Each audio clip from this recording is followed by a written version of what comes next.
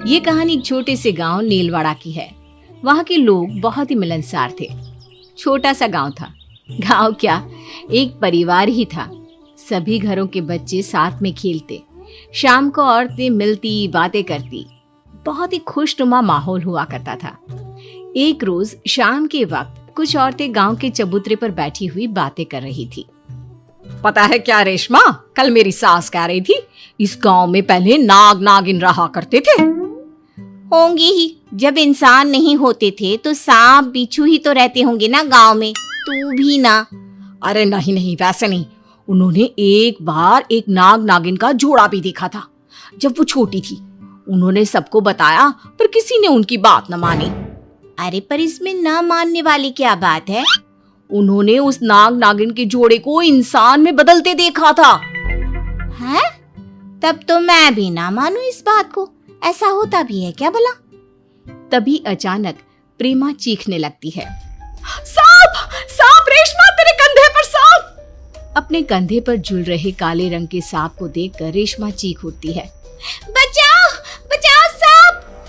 उस सांप के पीछे एक छोटा सांप भी भागता है और दोनों सांप फौरन अदृश्य हो जाते हैं। हे भगवान, लगता है ये सांप बैठा हुआ मुझे ही देख रहा था। गलती हो गई, अब नहीं कहूंगी कुछ भी। ये कहकर रेशमा अपने घर चली जाती है और प्रेमा अपने घर। अगली सुबह सबकी नजर एक औरत पर पड़ती है जो अपना सामान हाथ में उठाए अपनी बेटी के साथ गांव में आती है। ये औरत कौन है? पहले तो इसे कभी नहीं देखा। चलना पूछते हैं। नमस्ते बहन जी, किसके घर जाना है आपको? मुझे कहाँ जाना होगा, सब तो मेरा ही है। मैं तो बस घर लौटी हूँ। मैं मतलब नहीं समझी आपका। मैं पास ही के गांव में रहती हूँ। ये मेरी बेटी है। यहाँ पढ़ाई की ज्यादा व्यवस्था नहीं, इसलिए यहाँ आ गए। पर यह गांव नया सा नहीं लगा, बिल्कुल घर सा लगा। इसलिए तो मैंने कहा कि मैं बस वापस लौटी हूँ। वैसे आपकी बेटी बहुत सुंदर है। रमोला की बेटी तारा इतनी खूबसूरत थी मानो उसने सारी सुंदरता अपने चेहरे में संभाली हो। नीले रंग की आंखें, कमर से भी लंबी चोटी, गोरा रंग, पर मुंह में एक जरा बोली नहीं। बच्ची बोलती नहीं है क्या? हाँ, तारा बोल नहीं सकती, बेजुबान है। ये तो बड़े दुख की बात है। बेटी जरा मुंह खोलकर जबान दिखाना तो। तारा जैसे ही मुंह खोलती है उसकी जीभ देखकर रेशमा के होश उड़ जाते हैं। तारा की जीभ बीच से कटी हुई थी, बिल्कुल सांपों की तरह। ये क्या? अरे ऐसे क्या कर रही है तू? बच्ची का मजाक मत उड़ा। हद है रेशमा तू भी। रेशमा की हरकतों से वाकिफ प्रेमा वहां से चली जाती है। उसी रात रेशमा का पति रात को अपने कमरे में सो रहा होता है। उसकी चीख की आवाज से उसकी पत्नी भागते हुए कमरे में आती है।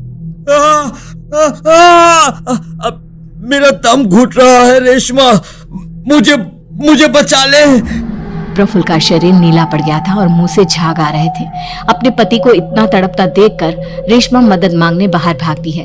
पूरा गांव उसके घर के बाहर जमा हो जाता है। ये काम तो किसी सांप का लगता है, आ गया होगा कहीं से। होंठ पूरा नीला पड़ गया है प्रफुल्ल भैया का। अरे इस गांव में किसी को जहर निकालना आता है क्या? तारा कुछ मदद कर सकती है, आप लोग इजाजत दे दो, पर कमरे में और कोई नहीं होना चाहिए। तारा प्रफुल्ल के पास जाती है और प्रफुल्ल के शरीर का सारा जहर चूस लेती है। मेरा जहर वापस बस मैं ही ले सकती हूँ। सबको मारने के लिए एक को तो बचाना ही होगा ना। प्रफुल्ल वापस होश में आ जाता है। तारा और रमोला को गांव वाले बहुत मानने लग जाते हैं और सब कुछ सही लग रहा होता है कि गांव के नदी के किनारे एक बच्चे की लाश गांव वालों को मिलती है, जिसका शरीर जहर से नीला पड़ चुका था। उस दिन से रोज कोई ना कोई अचानक ही गायब हो जाता और मरा हुआ नदी के पास मिलता। अरे ये सिलसिला तो खत्म होने का नाम ही नहीं ले रहा। आखिर ऐसा कब तक चलेगा? मुझे याद है जिस दिन मेरी सास ने मुझे नागों के बारे में बताया था, उसी दिन से ये सब शुरू हुआ है। मुझे तो तारा पर ही शक है। जीभ देखिए उसकी, हो सकता है वही लोगों के शरीर में जहर छोड़ती होगी। गांव वाले अब रमोला की निगरानी करने लगते हैं और वो देखते हैं कि प्रेमा की सास तारा से मिलने जाती है और उसका आधा शरीर नाग का बन जाता है। माँ तुम आ गई, मुझे तुम्हारे साथ रहना है माँ। चिंता मत कर मेरी बच्ची, तू नाग रानी की बेटी है। इस पूरे गांव को खत्म करना है तुझे। मेरा विष तो उम्र के कारण खत्म हो गया। तुझे इस गांव वालों से बदला लेना है, फिर यहाँ की रानी होगी तू। हमारे सर्प समाज के लोग वापस यहाँ आ सकेंगे। तेरी सास तो नागिन निकली प्रेमा, ये सब क्या राज है? अरे पता नहीं, पर माँ जी नागिन नहीं हो सकती। उसका राज तो माँ जी के कमरे में ही छिपा होगा। चारों मिलकर प्रेमा के घर लीला के कमरे में जाते हैं, जहाँ अलमारी से किसी की आवाज आ रही थी। प्रेमा अलमारी का दरवाजा खोलती है तो अंदर लीला होती है। माँ जी, आप यहाँ? तो हमारे साथ कौन रह रहा है? नागरानी, याद है तुझे? कुछ महीने पहले मैं खो गई थी।